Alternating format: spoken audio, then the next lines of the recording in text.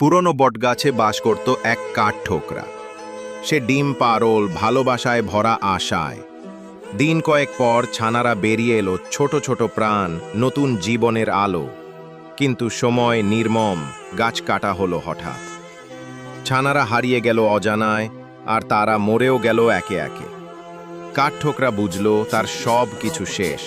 সে দাঁড়িয়ে রইল গাছের ছায়ায়, কানে শুনতে পেল শুধু বায়ুর শোঁ শোঁ আর বেদনার নিঃশ্বাস। চোখ থেকে ঝরে পড়ল এক অশ্রু, একটা ছোট জীবন আর সবার চেয়ে বড় এক বেদনার অশ্রু।